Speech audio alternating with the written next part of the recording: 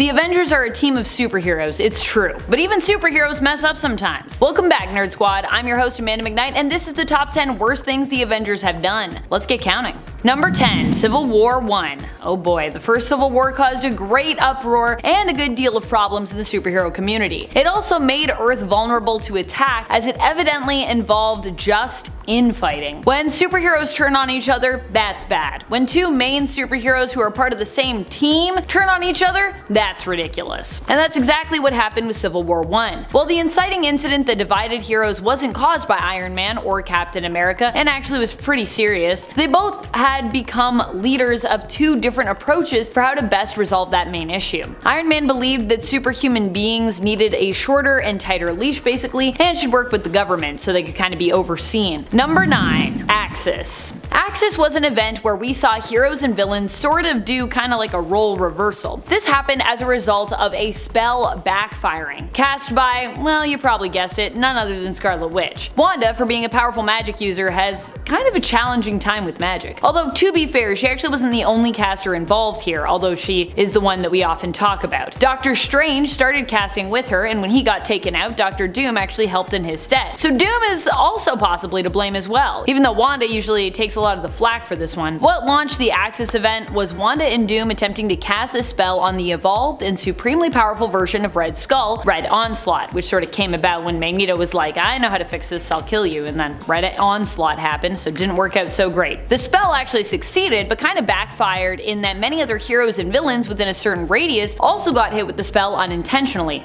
Oops. And friends, if you are loving what we do here at Top 10 Nerd, may I recommend that you check out our latest channel, Most Amazing Top 10 Anime. Number 8. Hydra Cap. Hydra Cap is definitely a pretty bad thing that happened for the Avengers in, well, in many regards. One, Hydra Captain America is literally another version of Captain America who for a while we actually thought was the main continuity version for real, so we're not off to a great start with that. Number 2, the Avengers failed to stop Hydra Supreme Cap from taking over the US. Number 3, some of the Avengers were even manipulated into joining Hydra and Hydra Cap's forces. Some of them were actually like possessed, and some of them were just kind of made to do so. All around, it was just a rough time and not a great look for the Avengers overall. I'm actually surprised there isn't more pushback from the public today as a result of this one. Number 7, Iron Man joins Kang. Yeesh, the crossing. What a weird crossover event. Every time I think I'm over it, we come up with a list topic where I kind of can't help but like return to it. In this event, Iron Man, one of the main Avengers, was revealed to be secretly one of the baddest of the bad, as we learned that Iron Man had actually been working for Kang, or rather Kang's Immortus version, for years. That's right, it turns out that Iron Man is actually a sleeper agent for Kang, or he was.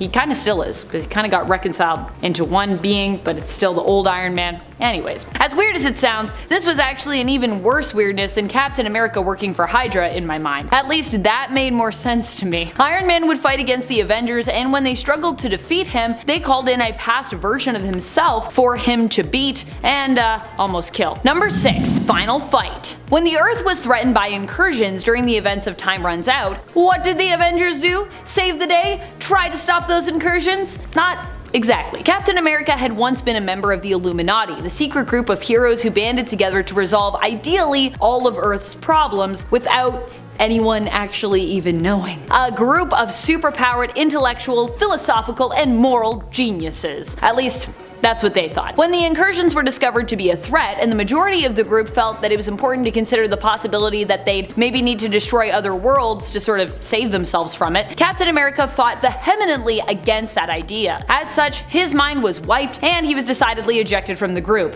When he regained his memories, rather than use the Avengers to fight against the incursions and find a way to stop them, he actually spent the last bit of time before the multiverse was to end hunting down the Illuminati and in a toe-to-toe battle with Iron Man. Number 5, create the Illuminati. Sometimes it only takes one Avenger to mess up everything for all of us. And that's kind of what happened when Tony Stark, aka Iron Man of the Avengers, decided to bring together the secret superhero group known as the Illuminati. Like I said, this wasn't the combined effort of the Avengers, but when you think about the Avengers now and even before, Tony has been a staple of that team for a very long time. And the Illuminati was really his genius idea. His genius idea. The Illuminati as a group have definitely caused more trouble than they're worth, causing a lot more problems in the cosmos than they've actually solved, playing a key role in the end of the multiverse during Time Runs Out when they couldn't save the world, helping to cause Secret Invasion and World War Hulk as well. So yeah. Number 4. Civil War II.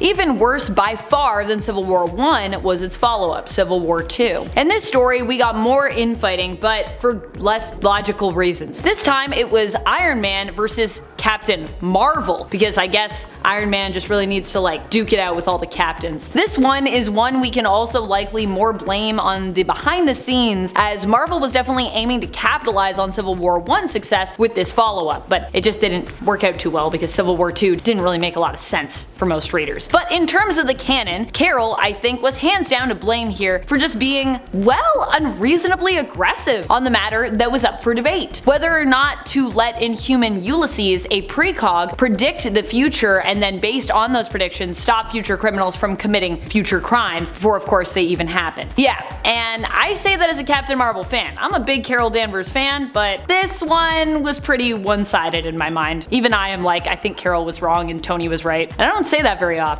Number 3. Avengers Disassembled. Avengers Disassembled was a story arc where the Avengers essentially imploded. What had really happened was Wanda had learned of the secret being kept from her, that she'd had fake children, which she'd in essence kinda made, who had been taken from her and then wiped from her mind by Agatha Harkness. Now, Wanda didn't like that too much, and in essence turned against Agatha, killing her before turning on her friends and colleagues, causing them to lose control, attack one another, and sicking reality-warped versions basically of like Vision and dead Avengers on them. Not only did the Avengers hurt one another, but they were made to do so by one of their own, and likely were even somewhat responsible for Wanda getting to a point where she decided to turn on them. So really, who's to blame here? Is it Wanda or is it the Avengers? Or is it kind of everybody? Number 2. Ignoring Scarlet Witch. Avengers Disassembled was bad, but likely what was worse was that it kind of could all have been avoided if the rest of the team had simply, I don't know, cared more about their teammate and friend, Wanda. Scarlet Witch had a lot happen to her, and although this is of course superhero comics where every day that you're alive there's a threat of trauma or, you know, of the world ending, or both, there had been many signs that Wanda was not in a good place. Rather than do something about it or, you know, attempt to, I don't know, get her help, mainly the Avengers just went on as though everything was fine. I mean, I know they all each have a lot individually going on, but come on guys. If you have someone with reality warping powers on your team and they are using those powers to create fake children which then disappear without a trace after they also lose their life partner thanks to them basically being taken apart, mind wiped, and rebuilt as a blank slate without emotion, you might think to offer them some help or, you know, at least check in to see like if they need anything, if they need a hug or a conversation. I'm not blaming them for what Wanda did, but I would at least like to hold them accountable for being pretty much awful friends to her in her time of need. Number 1. No More Mutants. Probably one of the worst things that at least one of the Avengers did was to threaten all of the mutant kind's existence with just, you know, a few words. Although admittedly, this wasn't so much Wanda's fault as it was Marvel's, who of course needed some reason to get rid of mutants for a bit because, you know, they'd sold the rights away and they weren't really profiting as much from comics involving mutants at that time, and they simply had too many of them. But reasoning behind the story aside, during House of M, Wanda in the end struck out at all mutants because her father, she felt, was more obsessed with fighting for mutant rights than he was with his actual own flesh and blood family. Although we'd later learn that Scarlet Witch and her brother Quicksilver weren't even really like flesh and blood family. To begin with, part of the reason that Wanda suffered the mental break, which caused House of M and later M Day, had to do with the fact that her friends and Avengers didn't seem to notice or perhaps care that Wanda was suffering as a result of losing her children. And in fact, let us not forget that Janet Van Dyne, the Wasp,